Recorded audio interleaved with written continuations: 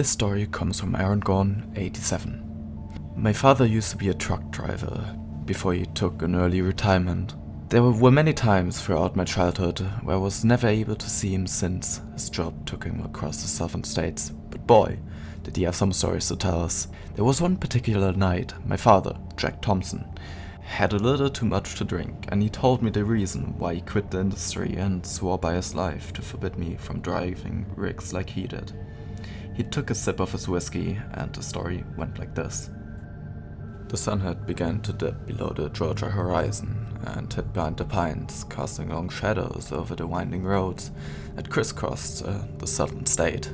I was a seasoned truck driver, I would say, and I've seen my fair share of strange things. But as all of us truckers had odd stories, I navigated the rig through the fading light. The hum of the engine blending with the cicadas' evening chorus brought me at peace. I always used to love traveling this route. I had traveled this route countless times, but tonight was different. An unsettling stillness lingered in the air. As I approached the desolate stretch of Highway 27, the tall pines lining the roadside seemed to close on me, creating tunnel of shadows. The sky turned shades of crimson and indigo, and there took a palpatine heaviness. A flicker of uncertainty crossed my mind, but I dismissed it as fatigue since I had been driving for quite some time, and I took a sip of my coffee and gripped the steering wheel tighter. My heart almost came out of my chest when my radio crackled to life with the voice of another trucker. Larry was his name, was on the same route. "Hey Jack, you feel that too? Something off about the stretch of the road tonight. You feel that too?" I chuckled nervously, attributing the unease to the late hour and the solitary nature of the highway. "Probably just getting to us, Larry. These roads can play tricks on our mind, you know." But I noticed Larry's voice was tinged with a hint of genuine concern. "No, Jack, I've been down this route more times than you can count, and I never felt like this. Keep your eyes peeled." As the miles ticked away, my unease deepened. The forest seemed to press against the road, the trees closing in like silent sentinels. The only sound was the rhythmic thud of my truck's tires against the pavement.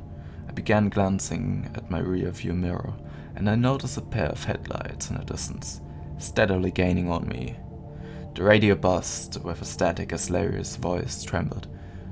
"Jack, driver, there's no one in there. It's empty."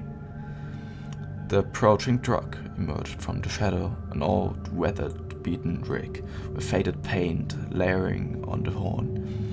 I bore the name Renegade on its front bumper.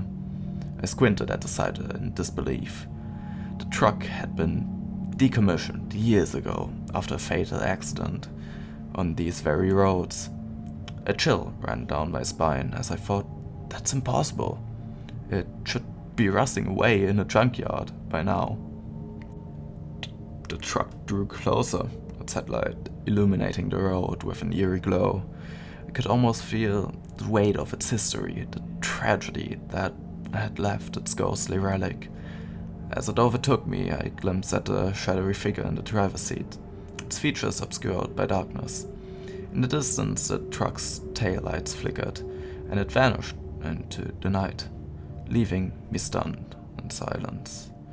The air hung heavy with an unspoken understanding that something otherworldly had just passed through our lives. As I continued down the stretch of road, a fog rolled in, obscuring the road ahead. My truck's headlights cut through the mist, revealing ghostly shapes that seemed to dance at the edge of visibility. Whispers echoed in the void, distant and indistinct. My head raced as I pressed on, the fog thickening around me, ready to take me at any given moment. Suddenly, the radio crackled to life again. Larry's voice, now laced with urgency. "Jack, you've got to get out of there. That fog, it's not natural. I'm seeing things, man. Things I can't explain." My heart became stuck in my throat as I caught a glimpse of shadowy figures moving within the fog. Desperation crept into his voice. "Larry, I can't see a damn thing. What's happening? But before Larry could respond, the radio descended into a chorus of distorted voices, one overlapping in a symphony of unsettling whispers. My heart pounded in my chest as I wrestled with the steering wheel, the fog closing in on me like an impenetrable wall. The road twisted and turned, disorienting me in its haunting landscape. I caught glimpses of things, ungodly things I had never seen in my worst horrific nightmares. Aberrations of long-forgotten travelers. The whispers grew louder, forming words that clawed at the edge of my sanity. I slammed the brakes on. From the fog, a woman dressed in white walked in front of my rig. My stomach turned upside down and I released the contents of my stomach. I knew I had hit the woman, but looking in my rearview mirror, there she was, as she had passed right through the truck, like she was a part of the fog itself.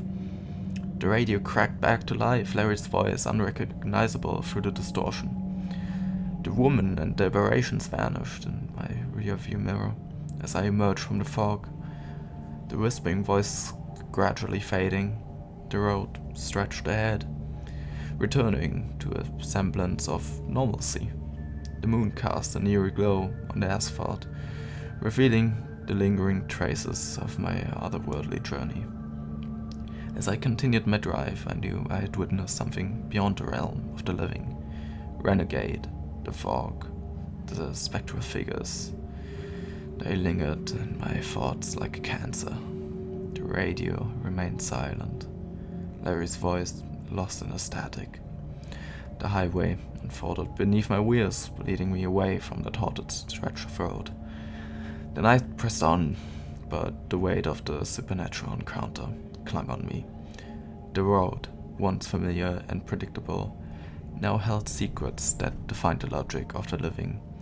And as I drove into the unknown, I couldn't help but wonder what happened to Larry. Or was he even real to begin with?